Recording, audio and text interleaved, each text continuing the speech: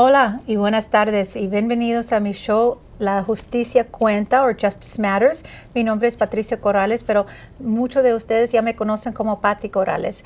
Estamos aquí con dos otras abogadas, amigas mías, que son excelentes abogadas aquí en la comunidad, para hablar de unos temas de inmigración para ver si podemos ayudar al público.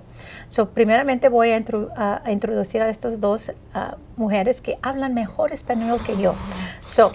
Primeramente, Nora. Aquí está Nora Phillips. Nora, ¿puedes introducirte a la comunidad, por favor? Hola, mucho gusto y muchas gracias por invitarme. Mi nombre es Nora Phillips y yo soy abogada de inmigración y yo tengo mi oficina cerca de Los Ángeles, en la comunidad de Boyle Heights. Y en mi despacho representamos a migrantes en casi todos los trámites de migración, incluyendo defensa de deportación en la Corte de Migración y remedios humanitarios.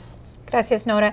Y a mi derecha tengo Liz Salinas. Liz, ¿puede usted también introducirte al público? Sí, gracias, Patti, por tenerme acá hoy. Me llamo Elizabeth Salinas, soy abogada en el estudio de Vera Weiss. Tenemos la oficina en el centro de Los Ángeles y hacemos defensa de inmigración, representamos a clientes ante el brazo administrativo de USCIS. También en la corte representamos a personas que están en corte. Gracias. Y como ustedes saben, yo hago defensa criminal y también represento a mucha gente en los cortes de inmigración y en inmigración en beneficios en frente de USCIS.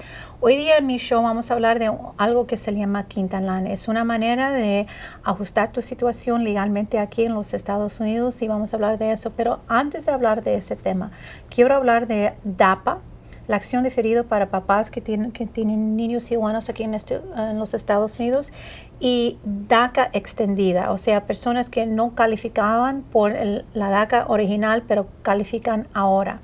Por el momento, yo creo que en el 19 de febrero, el juez de Texas dijo simplemente que el gobierno, o sea, el presidente no tenía autoridad de hacer lo que él quería hacer por DAPA o por extendida DACA. ¿Nos puede decir un poco, Liz, qué está pasando con esos dos remedios? Esos dos remedios de extensión de DACA y el programa de DAPA en este momento están parados. O sea, el programa no siguió, no se implementó y no hay formulario, no hay proceso para tratar de obtener estos remedios, porque el caso está parado en Texas.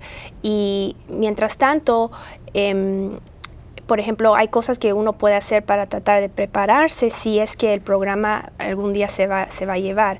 Pero por ahora no hay un programa de DAPA. El DACA original que salió en el 2012, ese sí todavía continúa. Y también para esa gente que obtuvo DACA del programa inicial en el 2012, que ahora están aplicando para renovar DACA, eso todavía sigue. Lo que no ha pasado es el programa de DAPA y la extensión de DACA. Entonces, es muy importante que la comunidad sepa eso y que no se deje llevar con ninguna estafa por notarios o abogados que no sean honestos, que quieran decirle que el programa está pasando y quieran entrar en un contrato de servicios, porque por ahora esos programas están congelados. Pero sabe que muchos de mis clientes cuando vienen para consultas y quieren consultar sobre DAPA o extendida DACA, es posible, sigues pudiendo dar consultas porque personas tienen que saber si son elegibles cuando cuando el día que sale la programa y se puede procesar las aplicaciones. Pero una de las preguntas que yo tengo, mucho de las preguntas, Nora y Liz, es ¿qué pasa si finalmente el Corte de Apelación dice que no, lo que el presidente hizo estaba bien, pero no sale eso hasta 2 meses antes que él se sale de su presidencia? ¿Qué va a pasar cuando viene otro presidente? ¿Qué tú crees, Nora? Pues sería una pregunta nada más de creencia, ¿verdad? Porque yo no tengo ninguna manera de saber qué va a pasar, quién va a ser elegido. Ojalá que sea un presidente aún mucho mejor en migración que Obama, porque Obama en su presidencia ha deportado a más gente que cualquier otro presidente. Pero en caso de que sea una persona más conservador, también yo creo que eso es la gran preocupación de los clientes que hacen esa pregunta. Entonces, mi respuesta siempre es de decirle a la persona que tenemos que balancear la seguridad contra los riesgos. Y en muchos casos, andar en este mundo sin papeles, estás corriendo riesgos todos los días. Entonces, yo creo que si para personas que sí califican y tienen poquitos riesgos, entran en las categorías de personas que califican y no tienen los factores que perjudican mucho a uno en su caso, si el cliente con toda esta información que sí califica, si puede seguir adelante, decide que sí quiere aplicar, pues mejor aún. Para personas que tienen casos bien riesgosos, que están como más o menos, es muy interesante cómo eso funciona con las presidencias y las elecciones, porque DACA no es ley. DACA nada más es una política interna de la administración del presidente. Puede haber un nuevo presidente o una nueva presidente, mejor aún, también, una nueva. Que al primer día dice, no, ya no, nueva orden, no. Pero yo creo que con esta población de los que tienen DACA, es una población tan simpática para el público americano. Son jóvenes, algunos de ellos tienen maestría, son doctores, todo eso. Entonces, el miedo, y para DAPA son gente que no tienen antecedentes penales muy graves, que tienen hijos nacidos acá, que han vivido aquí por años, todo eso. Entonces, yo pienso que sería como suicidio político de decir con nuevo presidente, ok, ahora estamos parando el proceso y vamos a deportar a todos. Yo creo que eso no va a pasar, porque ellos están conscientes de los cambios demográficos en la población. Saben que eso, si hacen eso, van a ser requete no populares en la comunidad latino. Ya han sufrido bastante en las últimas elecciones. Entonces yo creo que de ese miedo de deportaciones, de todos que lo tienen y todo eso, yo creo que eso no va a pasar. Y también, si empiezan a hacer eso, hay un movimiento de jóvenes y de adultos, de migrantes, de gente nacido acá, que está completamente al lado de los migrantes como yo, que y listos para voy pelear. a estar marchando en la calle al mero día que anuncian que van a hacer eso. Mira, entonces, la cosa es esto, no tenemos, como se dice, una bola cristal para decir qué va a pasar en el futuro. Si teníamos esto ahí, todos nosotros íbamos a hacer algo diferente. Sí. Pero la cosa es lo siguiente, como Nora dijo, no sabemos, pero no quiere decir que si sale este DAPA o extendida DACA que no deben aplicar si son elegibles. Porque como Nora y Liz, yo no creo que va a haber deportaciones en números grandes, no, porque va a ser, como usted dijo, un suicidio político fuerte. Y además, ¿por qué no hablamos la verdad? La verdad es lo que el gobierno necesita dinero. Siempre el gobierno está diciendo que no tenemos suficiente dinero. Ok, DACA, el original DACA, ha traído beneficios para el gobierno porque eso trae dinero al gobierno, que el gobierno puede usar eso. Y da beneficios a muchos de estos niños que vinieron, estos estudiantes que vinieron, que están trabajando duro para ir a la escuela, para sacar sus bachilleres, para ser dentistas. Uno de mis clientes se hizo una enfermera registrada. Y otro que está siendo un doctor para, no, ¿cómo se dice? Optometrist, you know? ¿Cómo se dice en español? Optomólogo o optomólogo. Sí. Gracias, Liz. Pero el punto es que muchos de estos estudiantes beneficiaron mucho por el DACA y también la comunidad. La comunidad beneficia de estos niños. Y yo creo que no hay que olvidar que el poder es con números y vamos a tener y tenemos un número muy fuerte. Lo único, el inmigrante en este país es una pelota de fútbol política que juegan que con esto es muy injusto lo que yo veo y lo que vemos como abogados con nuestros clientes, pero al final del día si tenemos los números, esos números al futuro, si hay llega a haber una reforma inmigratoria importante, esa va a ser la gente que algún día va a poder votar.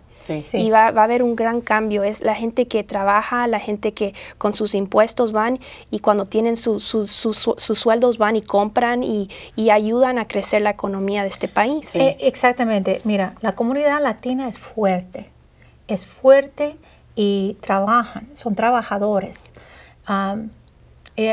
Otro tema, pero mi niña que tenía 10 años, cuando tenía 10 o 12 años me dice una vez, mami, ¿tú sabes qué? cuando estás dando a personas que están pidiendo dinero aquí en el freeway, nunca ves un latino, mami. ¿Por qué? Porque los latinos trabajan y tenemos poder. Pero quiero repetir lo que Liz dijo, porque yo pienso que para contestar la pregunta original, si sale algo positivo 2 meses antes de que se acabe la presidencia de Obama, mi recomendación, obviamente después de que la gente consulte con abogado capaz y todo eso, pero si el abogado te dice luz verde, calificas, aplica, porque hay fuerza y seguridad en números. Si solamente 2 personas se aprovechan de eso y aplican, y el resto se queda por miedo, va a ser mucho más fácil de quitarle a esas 2 personas, pero si hay 3 millones de personas que tienen esto, hay fuerza en los números. Y también nosotros, pues yo estaba todavía en la guardería cuando eso pasó, pero con los de los salvadoreños y de los guatemaltecos, las protecciones de los años 80 y 90, eran protecciones como temporales, y luego con los números y la fuerza y las demandas, eso se convirtió en NACARA en un remedio más permanente. Sí, los cubanos también. Sí. No te olvides los cubanos. No. Pero no, sí, se tiene que pelear con números. Sí. Pero eso no quiere decir, por el momento, como no hay una decisión sobre DAPA o DACA extendida, eso no quiere decir que se deben sentarse con las manos cruzadas. Para nada. No, deben ya reunir todos los documentos que muestran que son elegibles. Y andan a un abogado por una consulta si tienen otros tipos de problemas en su historia inmigratoria, su historia criminal. Por ejemplo, ¿qué son los requisitos básicos por DAPA, otra vez? DAPA es que uno tiene un hijo ciudadano residente. Deben ir. Y ver que tengan el acta de nacimiento de su hijo y que lo tengan presente, y si el niño, el acta de nacimiento también, la mica del niño, demostrando que es residente. Ok, y Liz, ¿importa qué edad tiene el niño? Tiene que haber nacido antes de una cierta fecha. Yo creo tenía que 1 de enero del 2010. Del 2010, exactamente. No. Yo creo que no. No. La presencia continua es del 2010, pero yo pienso que el niño tiene que haber nacido antes del 1 de enero del 2014. No, mi entendimiento, y qué bien que estamos hablando de esto, porque yo tengo otro entendimiento. Mi entendimiento es que como ves la guía, la guía que anunció el presidente, el niño tenía que ser nacido antes del día que anunció el presidente. Tiene razón. Que fue en noviembre 20 del 2014. Sí. Pero lo que estoy diciendo, la pregunta, la pregunta era más que, ¿qué pasa si tiene un niño que tiene 31 años? No importa. Eso no importa. No.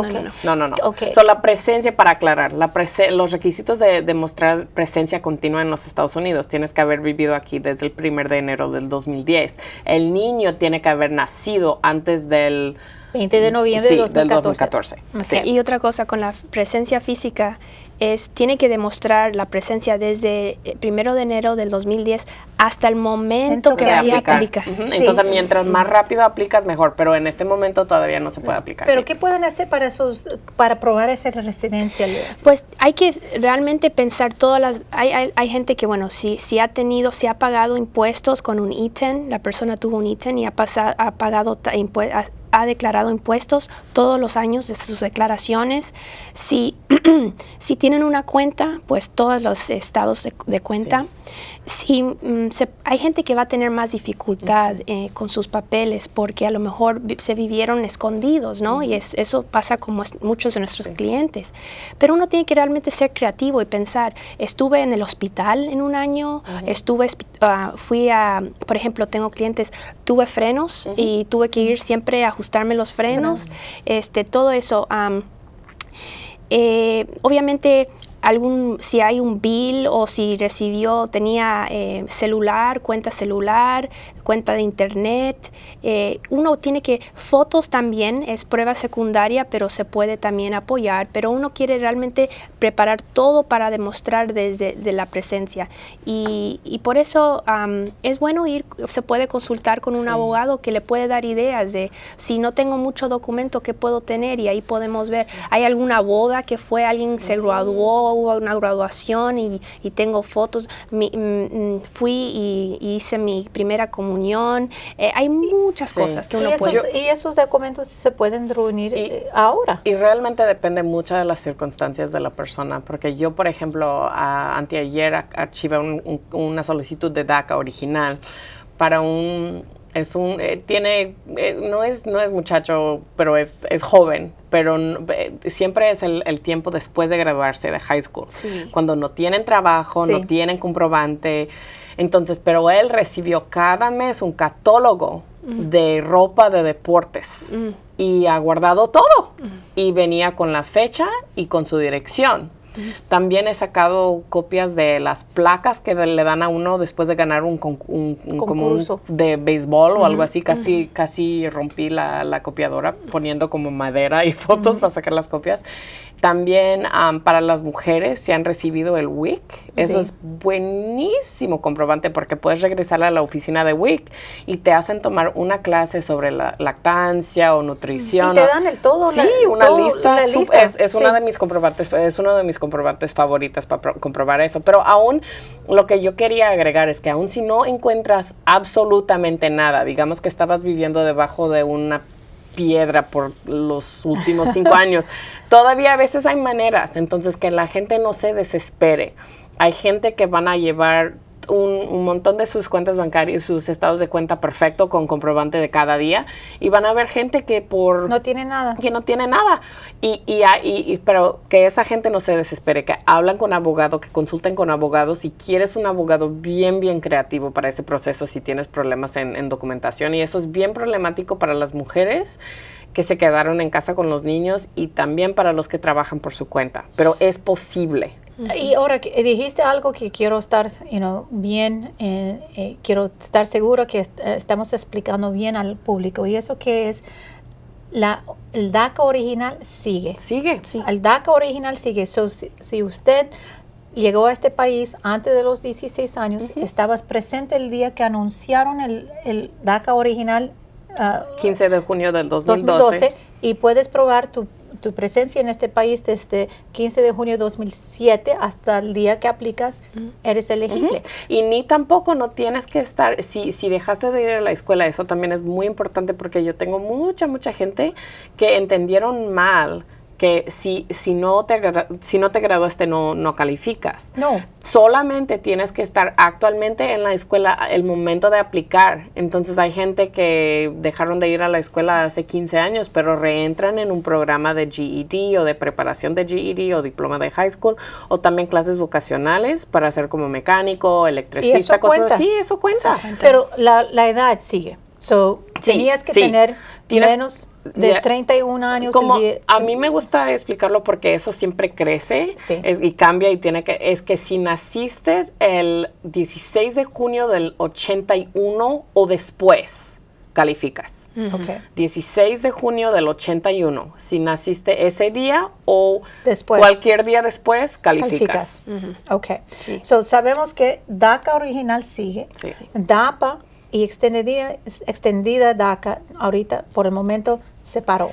Pero todos los expertos, conservadores y liberales, están de acuerdo que sí el presidente tuvo autorización de hacer ese programa. Entonces, aunque no sabemos exactamente cuándo va a salir la decisión, pensamos como grupo colectivo de abogados y de profesores de ley que sí la Corte Suprema o la Corte de Apelaciones van a eventualmente decir que sí tiene la autorización.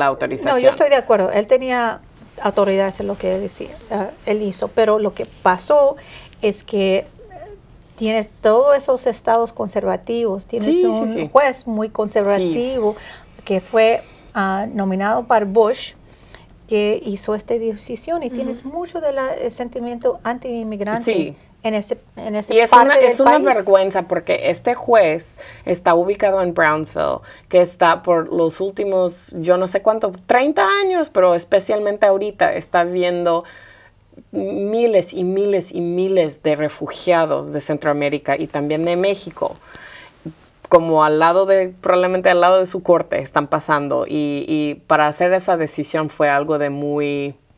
Bueno, yo creo que la decisión era política, Sí. completamente política. Sí. Hay muchos de los republicanos, y podemos hablar de eso por mucho tiempo, que Obama no le gustan. No. Y quieren parar todo lo que él hizo. Sí. Pero yo quiero preguntar a uno de esos congresos, como Ted Cruz, tú eres inmigrante. Sí. No te olvidas eso. No, todos somos inmigrantes, es una cuestión de racismo más que nada. Si tú eres inmigrante de Dinamarca o de Alemania, o como yo, por ejemplo, mi herencia es italiana y alemana, y eso no por cuestiones de raza, eso es como, ¡ay!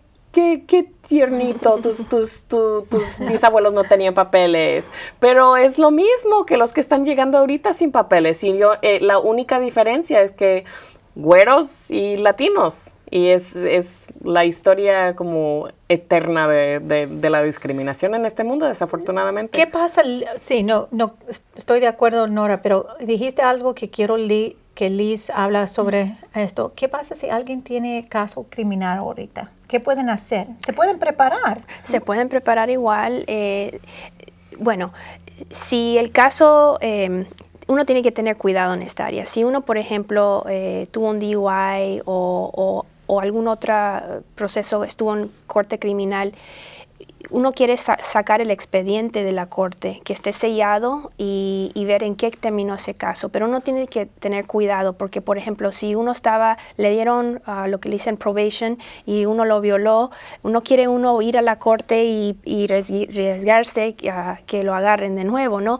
Por eso es un área que uno tiene que tener cuidado y hablar y asesorarse bien con un abogado que sea un especialista en inmigración, pero también tenga un conocimiento bastante bueno de criminal, de ley penal. Pero de todos modos, si sabe que, por ejemplo, lo han agarrado varias veces manejando sin licencia o manejando tomado, eso puede afectar la posibilidad de DACA y DAPA. Manejando tomado se sabe que es una de los considerado un delito menor grave y lo descalifica a uno de DACA. Y a pesar que eso es cierto, hay una posibilidad, ¿no crees? Si alguien, porque yo hago esto por mis clientes, yo también practico en la ley criminal, si esa persona que tiene una convicción por DUI puede ir y tratar y ha completado todo, o sea, ha pagado sus finas, ha hecho todo lo que él tenía que hacer o ella tenía que hacer en probación, puedes aplicar por algo que se llama expungement, que te quitan esa convicción del record y por lo menos tienes el chance para aplicar y hacer los argumentos. Sí, Patty, tiene razón. Y la otra cosa es que el guidance o la reglamentaria que nos dio para tratar de entender DACA dice que cada caso va a ser mirado caso por caso. Entonces, vamos a decir que por ejemplo, la persona tiene un DUI de hace 15 o 20 años y logra tener un expungement. También vamos a tratar de presentar el mejor caso y demostrar todas las cosas buenas que ha hecho la persona para balancear lo que se ve como algo negativo. Si la persona ha hecho servicio comunitario, si ha ayudado, de muchas cosas que uno puede hacerlo. Entonces, no quiero que la persona se ponga desanimada de que a lo mejor no califica. Por eso tiene que ir y hablar bien con un abogado y asesorarse bien. Nora, ¿quieres decir algo? Sí, ¿Estás lista, chica? Ay, no, ¿Quieres decir algo? Siempre lista para hablar yo.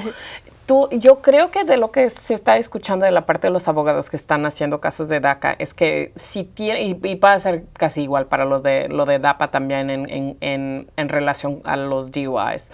Si uno tiene un DUI, si se puede hacer un expungement, que lo curioso es que normalmente un expungement no tiene efecto para migración, todavía se queda en tu récord, pero este mundo de DACA y DAPA es bien raro. Entonces han dicho que sí, eso puede aliviar un poquito la gravedad y puedes tener una mejor chance de calificar si tienes eso.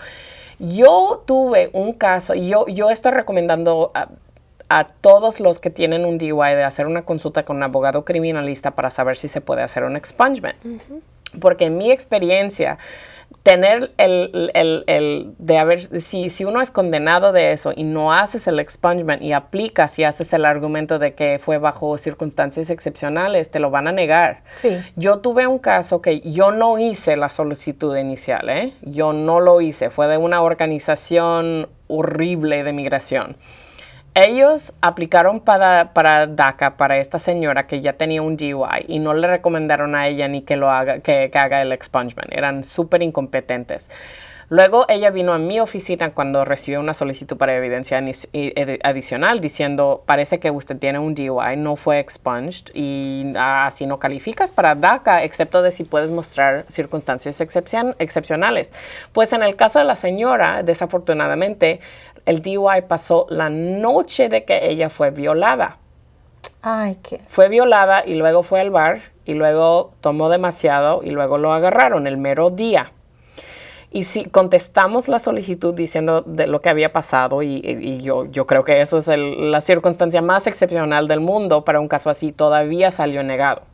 Entonces, calificaba para muchos otros remedios de víctimas de violencia doméstica y yo creo que todo va a salir muy bien, pero eso como me enseñó de que parece que es importantísimo para USCIS si el DUI fue expunged, que eso te va a ayudar muchísimo más de hacer el argumento de que sin hacer el expungement era circunstancias excepcionales. Yo pienso que es importantísimo de hacer esos Yo estoy de acuerdo en eso porque yo estoy tomando muchos casos de personas, no solamente para prepararse por la DAPA, pero simplemente te ayuda en si quieres tener otro tipo de trabajo. Sí, es verdad. Quieres aplicar por un supervisor. El DUI te va a afectar. Entonces, yo aplico por el expungement si es posible.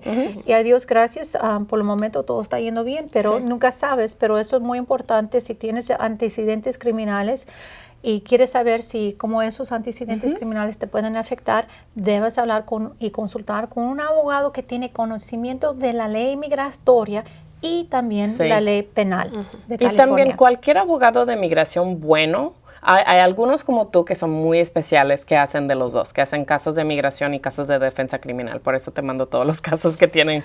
Yo sé que no es una publicación, pero de verdad. Sí. Pero cualquier buen abogado criminalista, si un cliente dice, ya tengo abogado de migración, ella quiere platicar contigo, ese abogado criminalista, cualquier bueno va a estar como, ok, perfecto, yo le hablo ahorita para coordinar.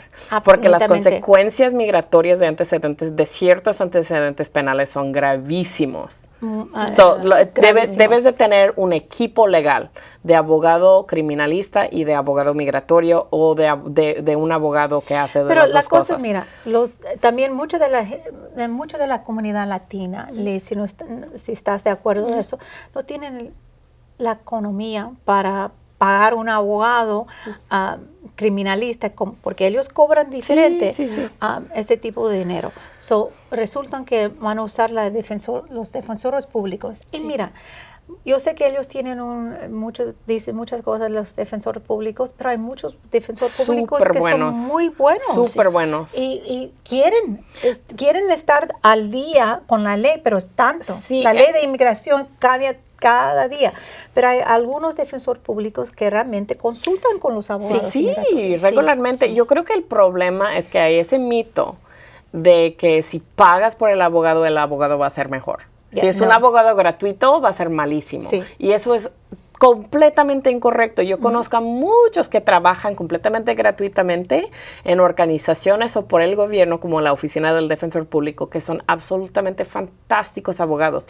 Y conozco a muchos abogados privados que cobran mucho, que son horribles. Sí. Entonces no tiene nada que ver. No tiene nada que ver. Pero sí, si uno es representado por la Oficina del Defensor Público, es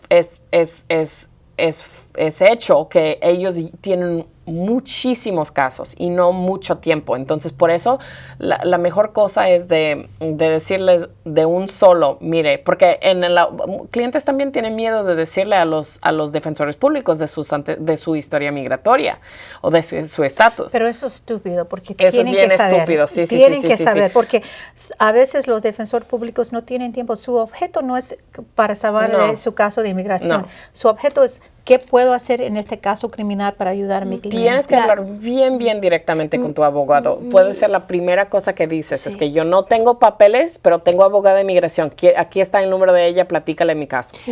Iba a decir que la recomendación al cliente que se encuentra en una situación donde tiene problemas de inmigración, posiblemente de deportación en su futuro y tienen antecedentes penales, es que se asegure que el abogado que tenga contratado esté comunicando con el otro lado. O sea, que haya una comunicación entre el abogado si es un defensor público y sí, mi experiencia, yo he tenido muy buena experiencia donde ellos quieren hablar conmigo y ver cuál es la consecuencia si toman este plea o si toman este arreglo, qué va a pasar.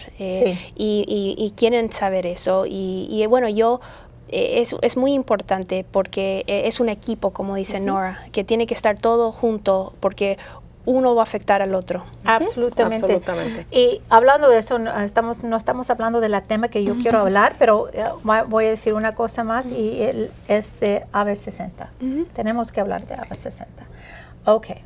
Hemos escuchado mucho de lo que está pasando con AB60. Yo personalmente tenía una persona que vino para una consulta una vez. Él me dijo en esa consulta que ha tenido un expedited removal order. So, antes intentó entrar. Gracias. Sí, le ordenaron deportado. Sí. Y volvió después de esto. Entonces, él tenía eso ya en su historia inmigratoria, pero estaba aquí por muchos años. Yo le dije que no, espera, porque DAPA va a salir y tú tienes mejor chance con DAPA, ¿ok? Sí. Y, no hagas el AB60 porque... ¿Y AB60 es? El AB60, mucha gente si no saben, es las licencias para personas que no tienen, que están aquí sin documentación, ¿ok? Ahora, volvió otra vez por otra consulta y me dice, ¿qué tú crees? Otra vez le dije la misma cosa, espérate hasta que sale DAPA, ¿ok? Pero yo creo que unos 4 o 5 días después de eso, paró DAPA, ¿ok? Y él se puso tan desesperado porque no quería tener, necesitaba una licencia para su trabajo, que aplicó por AB60. Tomó, de lo que yo entiendo, tomó el examen escrito y pasó eso y le dieron el examen de manejo. El examen de manejo era un día viernes. Va y el día sábado llega a su casa. Ay, Dios. Knock. Queriendo llevarle porque tiene un orden de deportación. No, AB60 la ley está nueva, pero de lo que yo entiendo, porque estoy muy envuelta en eso, Departamento de Motor Vehicles, ¿cómo se dice eso? El DMV.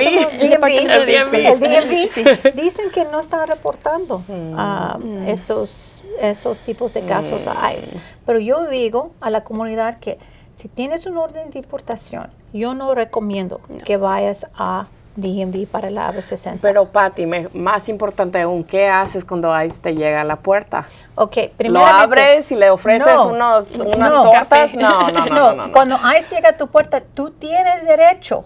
Tienes derecho a decir, yo no estoy abriendo mi puerta.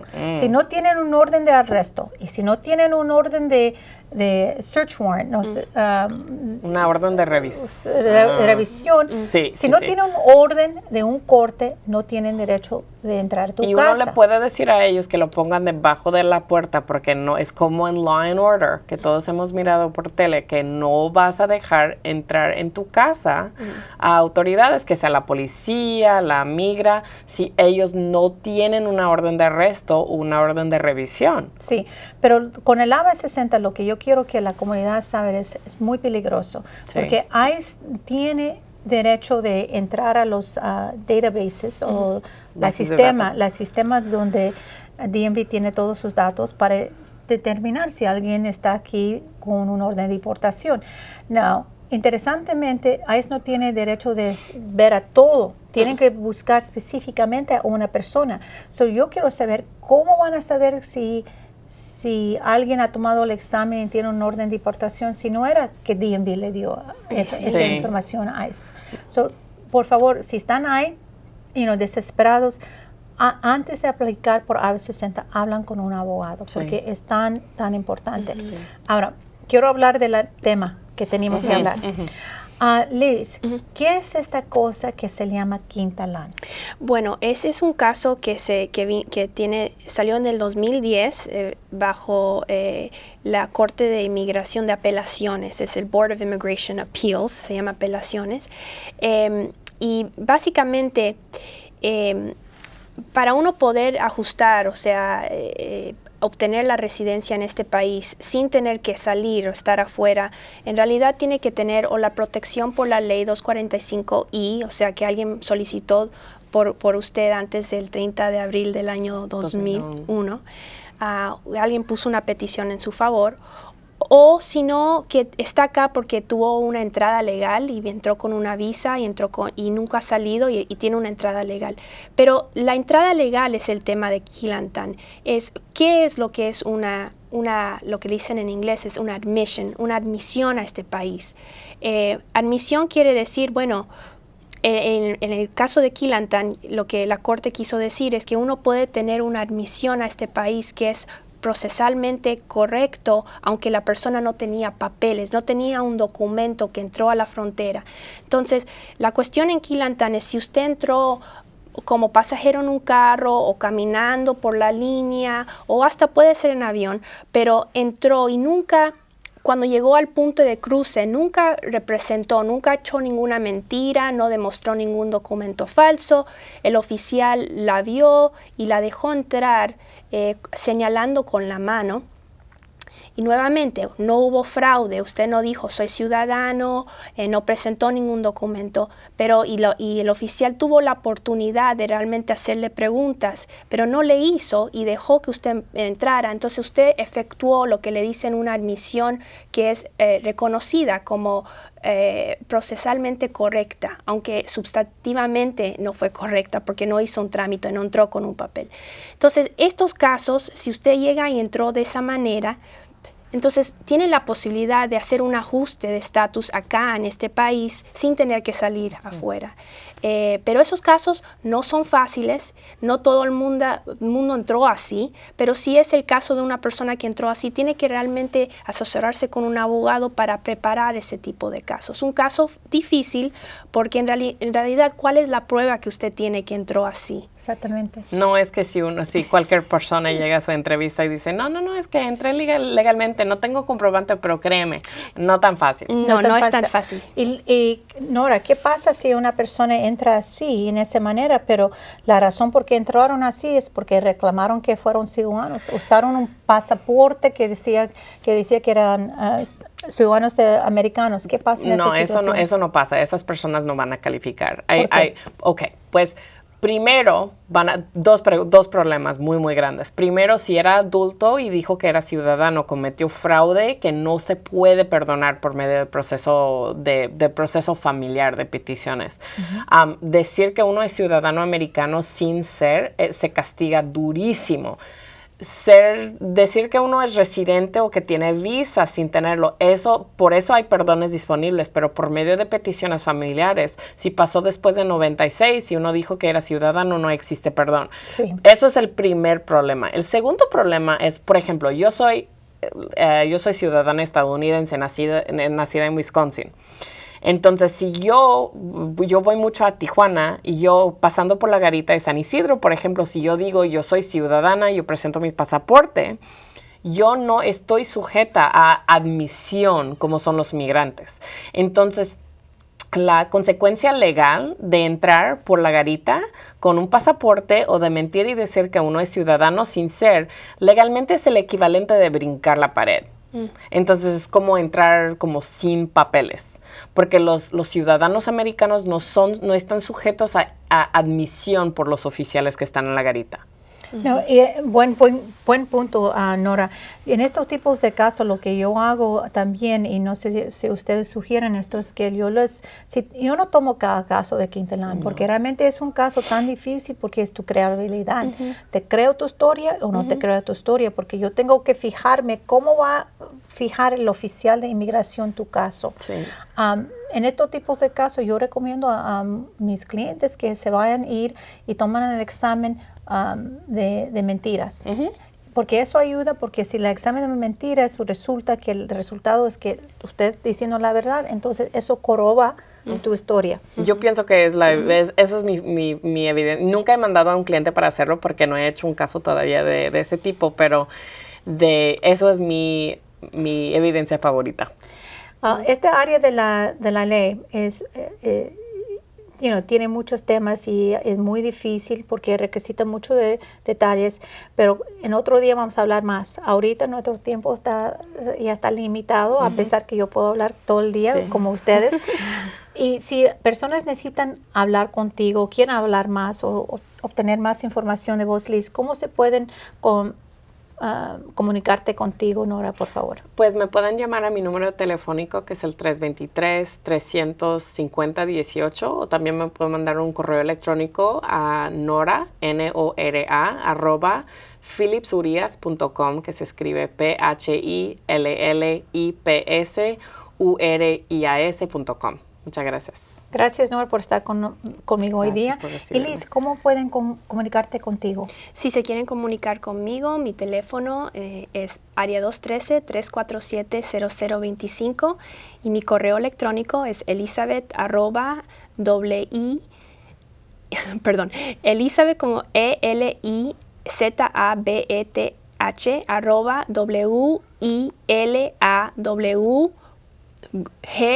WILAWGROUP.com. Gracias. Eso era harto. Ok, si quieren hablar conmigo, pueden llamarme a mi oficina. La área es 626, el número 791-1434. Y si quieren comunicarme conmigo por correo electrónico, me pueden comunicar a patricia.m.corrales@gmail.com. Muchísimas gracias por estar con nosotros y que Dios les bendiga. Gracias. Thank you.